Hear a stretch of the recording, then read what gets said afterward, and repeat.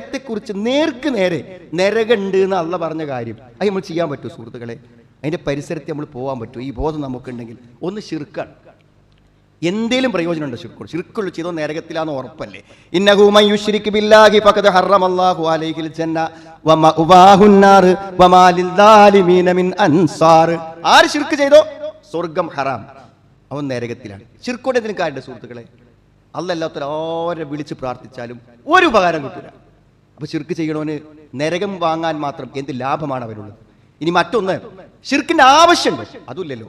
കാരണം എല്ലാം പരിഹരിച്ചാലുള്ള പടച്ചുണ്ടാവുമ്പോൾ പിന്നെ എന്തിനാ വേറൊരാൾ ആവശ്യം? അപ്പൊ ഒരാവശ്യവുമില്ലാതെ ജീവിതത്തിൽ ഒരു പ്രയോജനമില്ലാതെ കോടിക്കണക്കിന് ആളുകൾ നരകത്തിൽ പോണ വിഷയമാണ് ശിർക്ക്. കാരണം ഏതെങ്കിലും ഒരു സമ്മർദ്ദത്തിന് വഴങ്ങി അല്ലെങ്കിൽ എപ്പോഴെങ്കിലും ഉള്ള ഒരു പ്രലോഭത്തിന് തെറ്റിദ്ധാരണക്ക് വഴങ്ങി ശിർക്ക് ചെയ്യുന്ന ആൾക്കാർ നരകത്തിൽ കാണും. അക്സറുഹും ബില്ലാഹി ഇല്ലാഹു മുശ്രിക്കുൻ. മിക്കവാറും ആളുകൾ ശിർക്ക് കൊണ്ട് നരകം വാങ്ങുന്ന ആളുകളാണ്. ശ്രദ്ധിക്കും. മൻ ലഖിയ അല്ലാഹ ലാ യുശ്രികു ബിഹി ശൈഅൻ ദഖലൽ ജന്ന വമൻ ലഖിയഹു യുശ്രികു ബിഹി ശൈഅൻ ദഖലൻ നാർ. ശിർക്കോട് കൂടെ അല്ലാഹുവിന്റെ അടുത്ത് ചെന്നാൽ ഓ നരകത്തേക്ക് പോകുള്ളൂ. രണ്ടാമത്തൊരു കാര്യം എന്ന് പറഞ്ഞാൽ അള്ളാഹുവിനെയും റസൂലിനെയും ധിക്കരിക്കൽ. അള്ളാഹും റസൂലും പറഞ്ഞു എന്ന് ഉറപ്പുള്ളൊരു കാര്യം അതിന് നമ്മൾ എതിര് ചെയ്യാൻ പറ്റില്ല സുഹൃത്തുക്കളെ.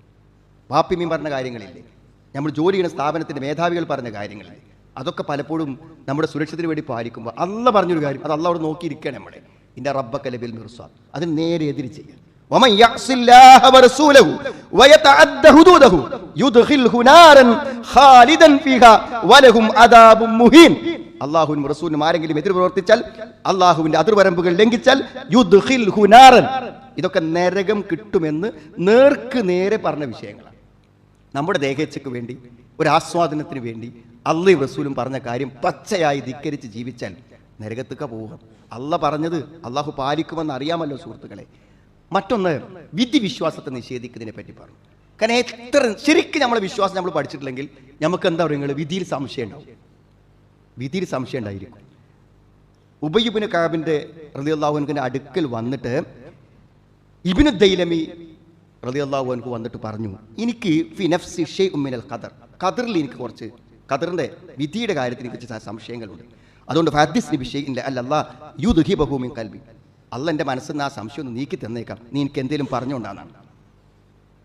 അപ്പൊ അദ്ദേഹം പറഞ്ഞൊരു കാര്യം എന്താ അറിയോ, ഇതിന് നിനക്ക് സംശയം ഉണ്ടെങ്കിൽ ലൗ അൻഫഖ്ത മിസ്ല ഉഹ്ദിൻ ദഹബൻ മാ ഖബിലഹു അല്ലാഹു തആല മിൻക ഹത്താ തുഅ്മിന ബിൽ ഖദർ.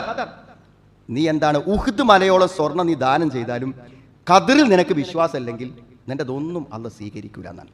വതഅലം അന്ന മാ അസാബക ലം യകുൻ ലിയുഖ്തിയക, നിനക്ക് എന്തെങ്കിലും സംഭവിച്ചാൽ അത് നിനക്ക് സംഭവിക്കാനുള്ളതാണ്, അത് നിനക്ക് സംഭവിക്കാൻ വിധിക്കപ്പെട്ടതാണ്, അത് നിന്നിൽ നിന്ന് തെറ്റിപ്പോണതല്ല.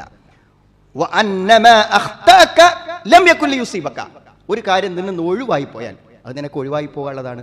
ഇതാണ് വിധി എന്നാണ്. സംഭവിച്ചതെല്ലാം വിധിയാണ് സുഹൃത്തുക്കൾ. എന്തെങ്കിലുമൊക്കെ നഷ്ടപ്പെടുക, അത് ഉറച്ച് മനസ്സുകൊണ്ട് വിശ്വസിക്കാൻ കഴിഞ്ഞാൽ തന്നെ സമാധാനം. അതാർക്കേ പറ്റുള്ളൂ പറയുന്നത്, ആ ഈമാനുള്ള ആളുകൾക്കേ പറ്റുള്ളൂ. പിന്നെ നിസ്കാരം ഒഴിവാക്കുക, നിസ്കാരം ഒഴിവാക്കുക എന്നുള്ളത് ഒരിക്കലും അല്ല നേർക്ക് നേരെ നരകത്തെക്കുറിച്ച് മാസലക്കും മുസല്ലീൻ, നരകത്ത് പോണോരോട് ചോദിച്ച് കാണിച്ചു തരാണ്. എന്താണ് എന്തേ നരകത്തേക്ക് വന്നു? നിസ്കരിച്ചില്ല.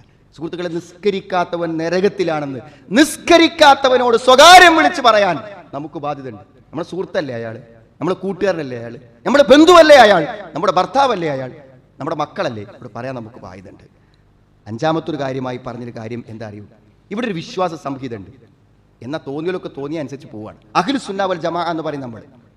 ഷിഈ വിശ്വാസത്തിന് നേരെ വിരുദ്ധമായ അഹ്ലുസ് സുന്ന വൽ ജമാഅ, സ്വഹാബത്തിന്റെ ഖുർആനും സുന്നത്തും സ്വഹാബത്തും എങ്ങനെ മനസ്സിലാക്കി അതുപോലെ മനസ്സിലാക്കുന്ന ഒരു വഴി, എല്ലാ വിഷയത്തിലും ശരിയായ മാനദണ്ഡം പഠിപ്പിക്കപ്പെടുന്ന ഒരു വിശ്വാസം, അതെന്നെ വിശ്വസിക്കണം. എനിക്കത് ശരിയല്ല തോന്നിയത് പറഞ്ഞ കാര്യമില്ല. ആ വിശ്വാസത്തിനെതിരെ നിലകൊണ്ടിട്ട് നമ്മൾ എന്ത് ചെയ്തിട്ടും കാര്യമില്ല. എന്ത് ചെയ്യും? നമ്മുടെ പരലോകം നഷ്ടപ്പെട്ടു പോകും. അല ഇന്നമൻ ഖബലക്കും മിൻ അഹ്ലി കിതാബ് ഇഫ്തറഖു അലാ 72 മില്ല, 72 കക്ഷികളായി പൂർവികന്മാർ. സതഫ്തരിഖു അലാ 73, 73 ആകും ഈ ഉമ്മത്ത്. എന്നിട്ട് പറഞ്ഞു 72 ഫിന്നാർ, 72 നരകത്തിലാണ്. നേർക്ക് നേർ റസൂലുള്ളാഹി പറയാണ്, വവാഹിദ് ഫിൽ ജന്ന, ഒന്ന് മാത്രമേ സ്വർഗത്തിലുള്ളൂ, വഹിയൽ ജമാഅ, അതാ സ്വഹാബത്തിന്റെ മാർഗം പിൻപറ്റി ശരിയായ വിശ്വാസങ്ങളുമായി മുന്നോട്ട് പോകുന്ന ആളുകളാണെന്ന്. അതുകൊണ്ട് നമ്മുടെ വിശ്വാസങ്ങളൊക്കെ ആ അഹ്ലുസ് സുന്ന വൽ ജമാഅത്തിന്റെ വിശ്വാസം അനുസരിച്ചാണോ എന്ന് പരിശോധിക്കാൻ നമുക്ക് ഓരോരുത്തർക്കും ബാധ്യതയുണ്ട്.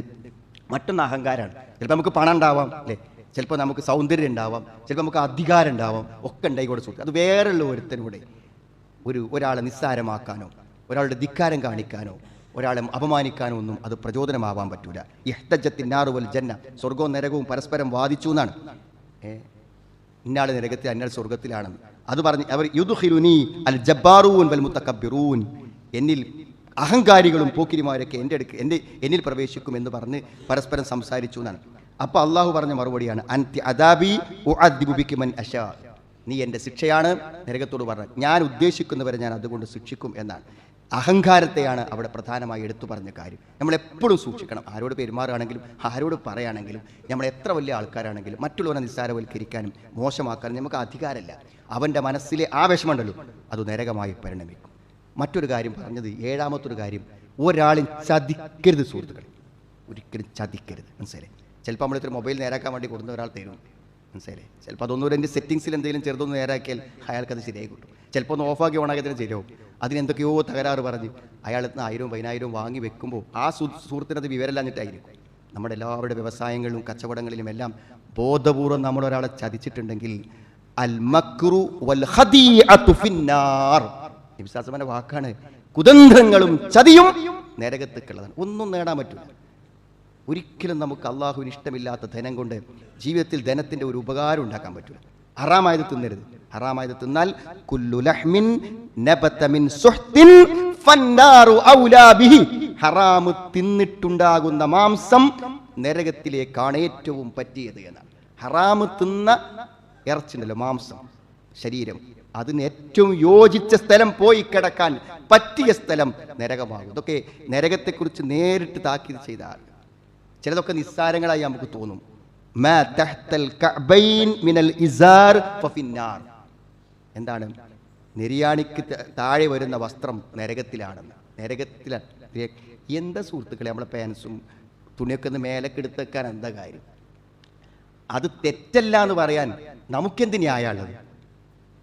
നബി സ്വല്ലല്ലാഹു അലൈഹി വസല്ലം ഇത്ര വ്യക്തമായി ഹദീസിൽ പറയുമ്പോൾ അപ്പോൾ ചില ആളുകളൊക്കെ നിസ്കരിക്കാൻ വേണ്ടി ഒന്ന് പൊന്തിച്ചെടുക്കും. എന്തപ്പോൾ വസ്ത്രം നിലത്താകുന്നതുകൊണ്ട് എന്തെങ്കിലും ഗുണങ്ങളുണ്ട്, അതുകൊണ്ട് ഒരു ഗുണമില്ല. പൊന്തിച്ചെടുക്കുന്നതിന് എന്താ ബുദ്ധിമുട്ട്? പക്ഷേ എന്തോ ഒരു തോന്നൽ, അതൊന്നും അത്ര കാര്യമില്ല. ഹദീസിലൊരു കാര്യം നരകത്തിലാന്നൊക്കെ പറഞ്ഞാൽ അറിയാതെ പൊന്തൂലേ സുഹൃത്തുക്കൾ? ബിരിയാണിക്ക് മേലെ അറിയാതെ പൊന്തു അല്ലേ? മറ്റുള്ളവരെ ഉപദ്രവിക്കുക വാക്കുകൊണ്ട്. എന്ത് സോഷ്യൽ മീഡിയയിൽ കാണുന്നതൊക്കെ നമ്മൾ ഷെയർ ചെയ്യും. ഓരോരുത്തരെ പറ്റിയുള്ള ആരോപണങ്ങൾ, ദുരാരോപണങ്ങൾ, സത്യവുമായി ഒരു ബന്ധവുമില്ലാത്ത കാര്യങ്ങൾ ആളുകൾ അപമാനിക്കുക, ചീത്ത പറയുക, പരിഹസിക്കുക. ഇതൊക്കെ എന്താ പറയുക, ഗുരുതരമായ തെറ്റുകളാണ്. പരലോകത്ത് അതിനൊക്കെയുള്ള പകരം ചോദിച്ചിട്ടേ നമ്മളെ വിചാരണ പൂർത്തിയാവുള്ളൂ. അയാളത് വിട്ടുവീഴ്ച ചെയ്തിട്ടില്ല എന്നുണ്ടെങ്കിൽ സുഹൃത്തുക്കൾ അതിൻ്റെ പാപത്തിലേക്ക് ഇന്നത്തെ കാലത്ത് എങ്ങനെ അറിയും? ഒരാളോട് പണ്ടൊക്കെ നമ്മൾ ഒരാളോട് പറയുകയേ ചെയ്യുള്ളൂ. ഇന്നങ്ങനെ നമ്മൾ പോസ്റ്റ് ചെയ്യുക ചെയ്യണം. അതും 5000 6000 ഒക്കെയുള്ള ഗ്രൂപ്പ് കൊണ്ട് ഞാൻ പോസ്റ്റ് ചെയ്യാണ്. ഇതിൻ്റെയൊക്കെ കണക്ക് എവിടെ, എന്തെങ്കിലും നന്മ ബാക്കി ഉണ്ടാവുമെന്ന് ഗൗരവമായിട്ട് നമ്മൾ ആലോചിക്കണം. അതാണ്. പിന്നെ അവസാനം എന്ത് ചെയ്യും? എല്ലാ നന്മകളും തീർന്നെങ്കിൽ മറ്റവൻ്റെ തിന്മകൾ എടുത്തിട്ട് ഇവന് കൊടുക്കുന്നതാണ്. എന്നിട്ട് ഫതുരിഹത് അലൈഹി തുമ്മ തുരിഹ ഫിന്നാർ, ആ പാപങ്ങൾ മുഴുവനും ഇവന്റെ തലയിലേക്ക് ഇട്ടിട്ട് ഓരോ നരകത്തിൽ കൊണ്ടുപോയിടും എന്നാണ് നബി സല്ലല്ലാഹു അലൈഹി വസല്ലം പറയുന്നത്. ഗൗരവമായി നമ്മൾ ചിന്തിക്കേണ്ട കാര്യമാണ്. മറ്റൊന്ന് പലിശ. എങ്ങനെയെങ്കിലും സൂത്രം ഒരു ഗുണം പലിശ കൊണ്ടും ലോണ് കൊണ്ടും ഒന്നും നേടിയവരാരുമില്ല. അതുകൊണ്ട് എന്താ അറിയോ, നമ്മൾ ഗൗരവമായിട്ട് ചിന്തിക്കണം. എവിടെയെങ്കിലും കുടുങ്ങിപ്പോയിട്ടുണ്ടെങ്കിൽ എത്രയും പെട്ടെന്ന്, കാരണം അതൊക്കെ ഖുർആൻ വ്യക്തമായി ഫഉലൈക അസ്ഹാബുന്നാർ ഹും ഫീഹാ ഖാലിദൂൻ, അവർ നരകക്കാരാണ്, അവർ നരകത്തിൽ ശാശ്വതമാണെന്ന് വിശുദ്ധ ഖുർആനിൽ വ്യക്തമായിട്ട് അല്ലാഹ് പറയാണ്. സൂറത്തുൽ ബഖറയിലെ 275 ആയത്ത്, യാ അയ്യുഹല്ലദീന ആമനു ലാ തഅകുലു റിബ, ഈ സത്യവിശ്വാസികളെ പലിശ തിന്നരുത്. അൽആഫ മുലാഫത, ഇരട്ടി ഇരട്ടി ആയിക്കൊണ്ട്, വത്തഖുല്ലാഹ ലഅല്ലകും തുഫ്ലിഹൂൻ, അല്ലാഹനെ സൂക്ഷിക്കണം, നിങ്ങൾ വിജയിച്ചേക്കാം. വത്തഖുന്നാറല്ലതി ഉഇദ്ദത ലിൽ കാഫിരീൻ, അവിശ്വാസികൾക്ക് വേണ്ടി സജ്ജമാക്കപ്പെട്ട നരകത്തെ പേടിച്ചോളിയും എന്ന് പലിശനെ കുറിച്ച് മാത്രം പറഞ്ഞിട്ടാണ് അല്ലാഹു പറയുന്നത്. നാം തൊടുമ്പോൾ ആലോചിക്കണം. കാരണം നരകത്തെക്കുറിച്ച് നേർക്ക് നേരെ പറഞ്ഞ കാര്യങ്ങളിൽ തൊടുമ്പോൾ നമ്മൾ ആലോചിക്കണം സുഹൃത്തുക്കളെ. 11ാമത്തൊരു കാര്യം എന്താണെങ്കിലും ചിത്രങ്ങളും രൂപങ്ങളും പ്രതിമകളും ഉണ്ടാക്കരുത് എന്നാണ്.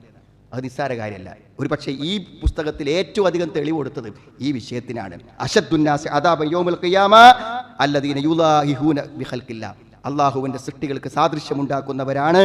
എന്തൊക്കെ പ്രതിമകളും രൂപങ്ങളുമാണ് നമ്മുടെ സ്ഥാപനങ്ങളിലും വീടുകളും ഒക്കെ നമ്മൾ വെക്കുന്നതും വാങ്ങുന്നതും ഒക്കെ സുഹൃത്ത്. ഇസ്ലാമിൽ അങ്ങനെ ഒന്നുമില്ല, പാടില്ലാത്ത കാര്യമാണ്. നമ്മൾ ശ്രദ്ധിക്കണം, സൂക്ഷിക്കണം. കുല്ലു മുസവ്വിരിൻ ഫിന്നാർ, രൂപങ്ങൾ ഉണ്ടാക്കുന്നവൻ നരക. ജീവനുള്ള വസ്തുക്കളുടെ രൂപങ്ങളാണ് പറയുന്നത്. പ്രകൃതിയിലൊരു മരവും അതല്ലെങ്കിൽ ഒരു നദിയോ ഒരു പുഴയോ അല്ലെങ്കിൽ ഒരു ഇലയോ ഒന്നല്ല, ജീവനുള്ള വസ്തുക്കളുടെ രൂപങ്ങൾ ഉണ്ടാക്കാൻ നമുക്ക് പറ്റൂല എന്നാണ് പറയുന്നത്. മൻ സബ്ബറ സൂറത്തൻ ഫി ദുനിയാ കുല്ലിഫ അൻ യൻഫുഖ ഫീഹ റൂഹ്. ഒരു രൂപമെടുത്തുണ്ടാക്കിയാൽ അതിൽ റൂഹൂദാൻ അവൻ നിർബന്ധിക്കപ്പെടുമെന്നാണ്. എത്ര ഹദീസുകളാണ് ഇതിൽ കൊടുത്തിട്ടുള്ളത്. ശ്രദ്ധിക്കുകയും സൂക്ഷിക്കുകയും വേണ്ടേ സുഹൃത്തുക്കളെ നമ്മൾ ആ കാര്യങ്ങൾ. 12ാമത്തൊരു കാര്യമായിട്ട് പറഞ്ഞു, മൃഗങ്ങളെ ഉപദ്രവിക്കാൻ പറ്റില്ല. ജീവികളെ നമ്മളെപ്പോഴും ശ്രദ്ധിക്കണം. നമ്മൾ ചിലപ്പോൾ വളർത്തുന്ന മൃഗങ്ങളാവില്ല, പൂച്ച എന്തെങ്കിലുമൊക്കെ വന്ന് നമ്മുടെ മുറ്റത്ത് അവിടെയൊക്കെ ഉണ്ടാവും. പലപ്പോഴും അതിനെ തീയിലിട്ട് കൊല്ലുക, അതേപോലെ തന്നെ നശിപ്പിക്കുക, പിന്നെ അങ്ങനെയൊക്കെ ഒരു ദയയില്ലാത്ത കാര്യങ്ങൾ. വളരെ ഗൗരവമുള്ള സംഗതിയാണത്. അതായത് ദനത്ത് മിന്നി അന്നാറു ഹത്താ ഖുൽതു ഐ റബ്ബി വഅന മഅഹും ഫഇദ ഇംറഅ. നരകം എന്നോട് അടുത്തു വന്നു. അപ്പോൾ ഞാൻ ചോദിച്ചു, രക്ഷിതാവേ ഞാനും അവരോടൊപ്പമാണോ എന്ന് ചോദിച്ചു എന്നാണ്. അപ്പോൾ ഫഇദംറഅത്തുൻ, അപ്പോഴതാ ഒരു സ്ത്രീ എന്താണ്, ആ സ്ത്രീ ഒരു പൂച്ചയെ ഉപദ്രവിച്ചത് കെട്ടിട മാത്രമല്ല ഹബിസത്ത് എന്നാണ്. അങ്ങനെ ആ പൂച്ച അവിടെ കിടന്ന് വിശന്ന് ചത്തു എന്നാണ്.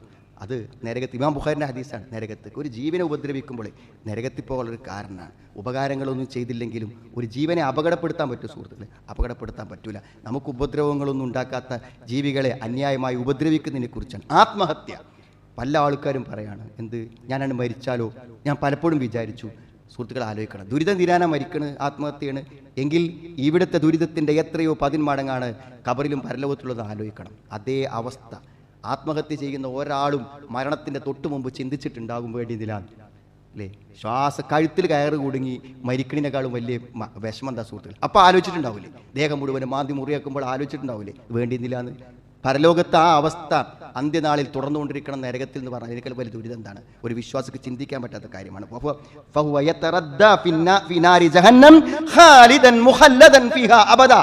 കാലാകാലം നരകത്തിൽ കിടക്കുന്നതാണ്. ചെറിയ വിഷമങ്ങളും വേദനയും വരുമ്പോൾ ഒരു നിമിഷം കൊണ്ട് തീരുമാനിക്കുന്ന കാര്യങ്ങളാണത് പറഞ്ഞൊരു കാര്യം.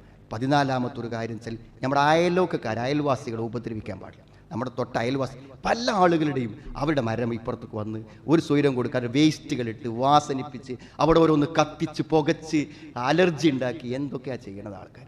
ഇതൊക്കെ ചെയ്യുമ്പോൾ അയലോക്കക്കാരോട് എന്തെങ്കിലും പറഞ്ഞാൽ അവൻ പിണങ്ങൂലേ, തെറ്റൂലേ എന്ന് വിചാരിച്ച് സഹിച്ചിങ്ങനെ ജീവിക്കുക, രാവും പകലും തൊട്ടടുത്ത് കിടന്നുറങ്ങാൻ പറ്റാതെ. ഇതൊക്കെ വലിയ കുറ്റാണ് സുഹൃത്തുക്കളെ. യാ റസൂലല്ലാഹി ഇന്ന ഫുലാന തഖൂമുൽ ലൈൽ വതസൂമുൻ നഹാർ വതഫലു വതതസദ്ദഖു. ഒരു പെണ്ണുണ്ട്, രാത്രി നിസ്കരിക്കണു, സദഖ കൊടുക്കണു, എല്ലാം ചെയ്യുന്നുണ്ട്. വതുദി ജീറാനഹ, പക്ഷെ അയൽവാസിനെ ഉപദ്രവിക്കുന്നുണ്ട്. ബിലിസാനിഹ, അവളുടെ നാവ് കൊണ്ട്. നബി പറഞ്ഞു, ലാ ഖൈറ ഫിഹാ ഹിയ മിൻ നഹ്ലിൻ നാർ, അവളിൽ ഒരു നന്മയുമില്ല, അവൾ നരകക്കാരിയാകുന്നു എന്നാണ്. ഒന്നാലോചിക്കുക, നമ്മുടെ അയൽവക്കാർക്ക് നമ്മളെ കൊണ്ട് ബുദ്ധിമുട്ടുണ്ടോ എന്ന്. ഒക്കെ നരകത്തെക്കുറിച്ച് നേരെ താക്കീത് ചെയ്താണ് സുഹൃത്ത്. മദ്യം ഉപയോഗിക്കുന്ന ആളുകൾ മദ്യത്തോടുകൂടെ തോപ ചെയ്താൽ തിരിച്ചു കിട്ടും. പക്ഷെ മദ്യത്തോടുകൂടെ മരണപ്പെട്ട് കഴിഞ്ഞാൽ അവൻ എന്ത് ചെയ്യും? നരകത്തിലാണെന്ന് മാത്രമല്ല, അവൻ അവിടെ നിന്ന് നരകത്തിലെ ഉസാറത്തു അഹ്ലിന്നാർ, നരകത്തിൽ കിടക്കുന്ന ആളുകളുടെ ഒരു ജ്യൂസ്, അതിന് നീര് അവനെ കുടിപ്പിക്കപ്പെടും എന്ന് പ്രത്യേകമായിട്ട് പറയുന്നു. നരകം എന്ന് പറഞ്ഞ് ഖുർആനും ഹദീസും താക്കീത് ചെയ്ത കാര്യങ്ങളിൽ പ്രത്യേകമായ ഒരു ജാഗ്രത വിശ്വാസികൾ എന്ന നിലക്ക് നമ്മൾ പാലിക്കണം. നരകത്തിൽ നിന്ന് രക്ഷപ്പെടാനും അതിനുവേണ്ട പ്രവർത്തനങ്ങൾ ചെയ്യാനും അള്ളാഹു നമുക്ക് എല്ലാവർക്കും തൗഫീക്ക് പ്രദാനം ചെയ്യുമാണ്.